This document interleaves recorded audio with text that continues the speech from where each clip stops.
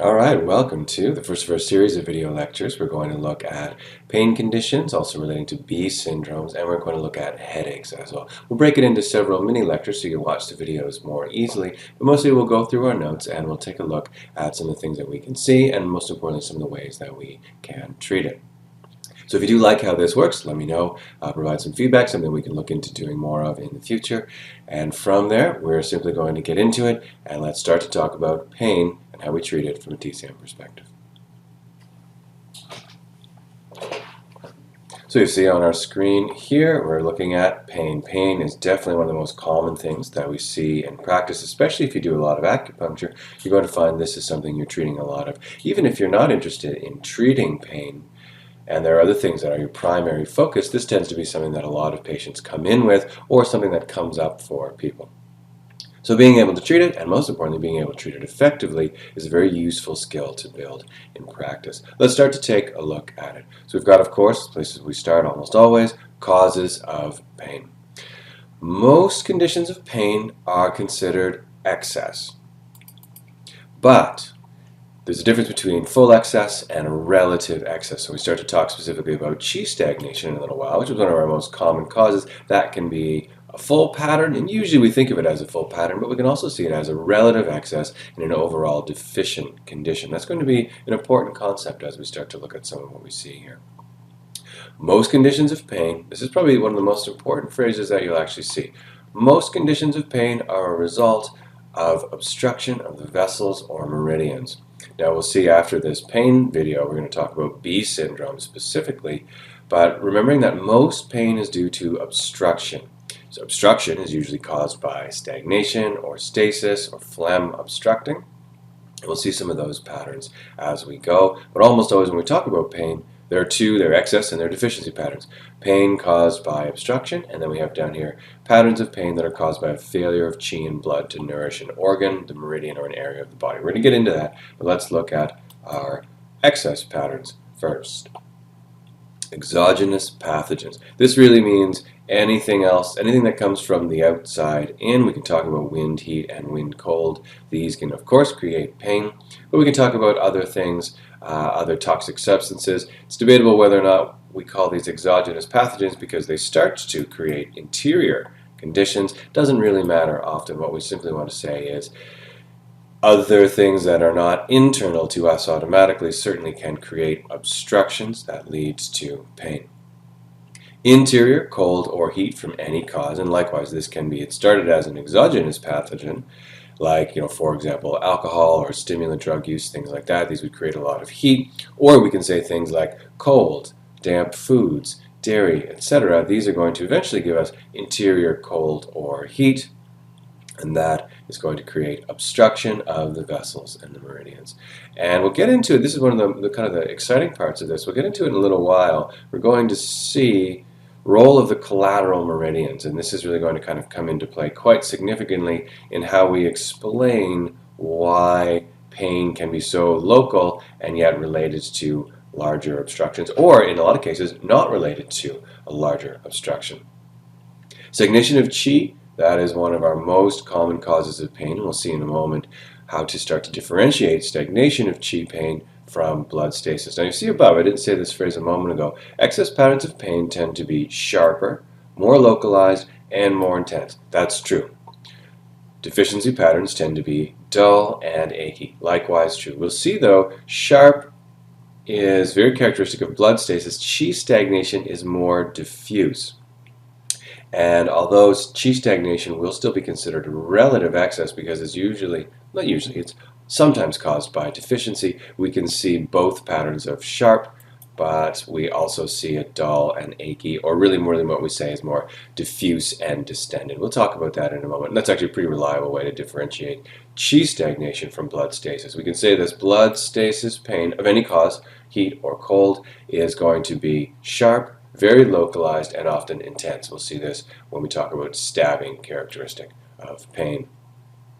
Obstruction of the meridians or vessels by phlegm. This is how we often explain some of our local, and again we'll need to bring our collateral meridians into it, but often how we explain some of our local pain when we have pain in a joint. That can be due, especially in the shoulders, we see this, the knees as well. That can be due to local obstruction of collateral vessels, and we'll talk about those. Any Zhang Fu pattern of excess, that of course can give us pain because it can create stasis, obstruction, heat, or cold. Emotional imbalances, these often lead to, as you guys already know of course, these lead to stagnation of qi, and any emotion that's suppressed eventually catches up with us. It usually creates heat, it can create a cold and a sinking pattern, but often we get emotional imbalance leading to qi stagnation transforming into heat. That heat can do many different things in the body, including pain. And of course, trauma or injury. These are not to exclude actual traumas that have nothing to do with your Zhang Fu patterns, but you've hit your hand with a hammer, pretty common image of trauma, and that has nothing to do with your Zhang Fu, unless maybe your Yi is a little loose and not focusing, and you had an accident, or your blood is deficient, it doesn't allow you to concentrate, but still, the trauma is the cause of the injury. And wind is a tricky thing to kind of get into, but it is a common source of pain. Often it combines with cold or heat or stasis or dampness, and really what we want to know is it still leads to either obstruction of the vessels by moving things or failing to move things. Well, no, actually we shouldn't say failing to move things, by moving things or moving things too quickly, or if we have deficient pattern wind, we see that same idea of something failing to be nourished. That tends to give us more of that shakiness that we see that's characteristic of wind. Deficient patterns. Some patterns are caused by failure of qi and blood to nourish a particular organ. We see this especially in qi and blood deficiencies, where we have that insidious onset joint pain. And you've heard me talk about this many times, often in the context of vegetarianism or veganism, but we also see it when someone is chronically unable to absorb nutrition, often from a failure of the spleen to build qi and blood. If the spleen doesn't build qi and blood, or if a person isn't intaking what is required to build qi and blood, we do end up with a failure to nourish an organ, a meridian, or a region of the body. Usually this is more general, and the joint pain, although it might have a specific location in terms of one joint, it is very characteristic of that dull and diffuse. My joints kind of hurt and I'm not sure why. So insidious onset joint pain, very characteristic of deficiency patterns. We see this, of course, also in older people where as the kidneys decline, things get sore, things get painful, and the joints tend to get dry and deficient. So deficiency of qi and blood, I would say by far the most common pattern when we talk about deficient pattern pain. Deficiency of the Zhang Fu or source qi of an organ.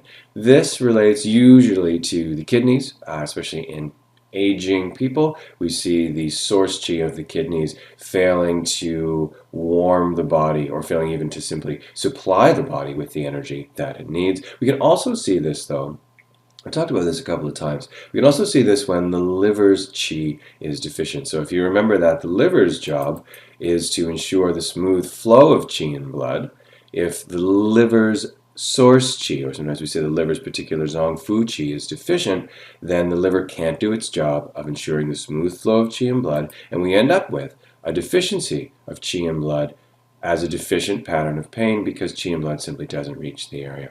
So we see these in patterns, of course, deficiency of qi and blood, liver blood deficiency, spleen blood deficiency, heart blood deficiency. They all have their characteristic signs and symptoms, but we can also have deficiency of the source qi of an organ. Wind shows up here again, and that's often because wind can be generated by deficiency of qi or blood. And often when we talk about pain, whenever we see either rapid onset, that's a characteristic of wind, that can tell us not necessarily if it's deficiency or excess, but when we talk about pain, wind often comes into it.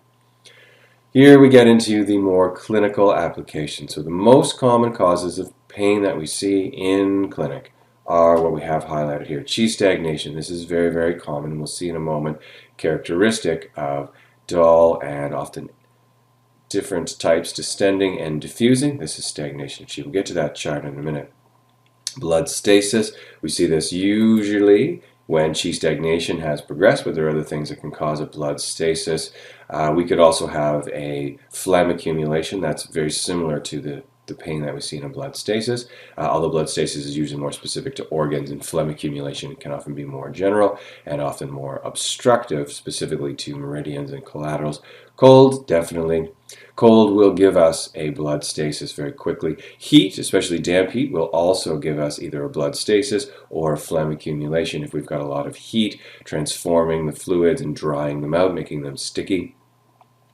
Blood and or fluid deficiency, so this goes back up to our deficiency patterns, and here we've got deficiency of yang qi. If that's a term that you haven't really familiarized yourself with, it pretty much means the combination of yang and qi, the qi that is more yang in nature, that provides that animation to the body. A deficiency of that leads to a failure of blood and qi to move through the body, which leads us to stagnation, maybe stasis. The wei qi, if this is insufficient, leading to cold accumulation, that of course can give us pain. This is usually more superficial level pain on the skin in particular, and of course we've got wind again.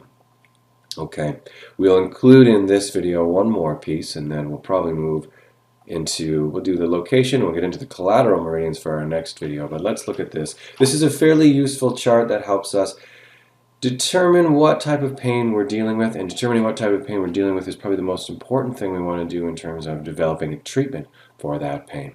Sharp pain is always excess, and it's usually a qi and or blood stagnation, stasis, or excess cold. Of course we can see it from heat, but these are the most common things that we see. Dull pain, deficiency of qi and blood. If someone tells you they have a dull pain, especially if it's in the abdomen or somewhere in the triple burners, that tells us pretty reliably it's a deficiency of qi or blood. Aching also tells us deficiency. This we see more in the joints. So dull or diffuse pain, these are qi level usually. And aching pain, this is often deficiency of qi, and really more often blood, but we can see it from qi as well. We tend to see this more in the joints. Distension and diffuse versus fixed and stabbing. We use this clinically quite often. If someone has distense and diffuse pain, this often tells us qi is not circulating smoothly.